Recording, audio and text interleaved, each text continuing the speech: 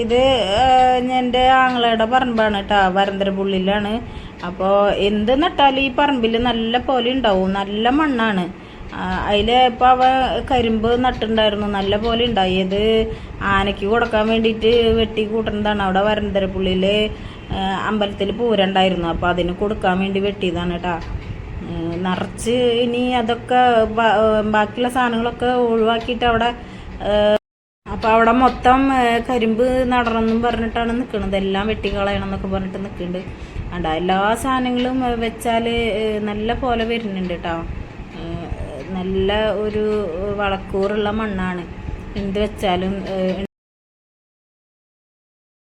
ഉണ്ടാവും അവിടെ കേട്ടോ. അപ്പം ഞങ്ങൾ ചെന്നപ്പോൾ കുറേ സാധനങ്ങൾ അവിടുന്ന് പറിച്ച് കാവത്ത് കാച്ചിൽ എന്നൊക്കെ പറയില്ല, അത് വലിയത് ഒരെണ്ണം കിട്ടി. അതേപോലെ തന്നെ കുമ്പളങ്ങ, ചേന, അങ്ങനെ കുറേ സാധനങ്ങൾ ഉണ്ട്. കൊള്ളിയൊക്കെ നമ്മൾ പോരുമ്പോൾ പറിച്ചിട്ട് വന്നു കേട്ടോ. കനകാമ്പരം ഉണ്ടായി നിൽക്കണു. കനകാമ്പരമൊക്കെ ഇപ്പോൾ കാണാനേ ഇല്ല എവിടെയും. അപ്പോൾ കനകാമ്പരമൊക്കെ ഉണ്ടായിട്ടുണ്ട്. അതേമാതിരി തന്നെ കസ്തൂരി മഞ്ഞളൊക്കെ ഉണ്ട് കേട്ടോ. കസ്തൂരി മഞ്ഞളും ഉണ്ടായിരുന്നു.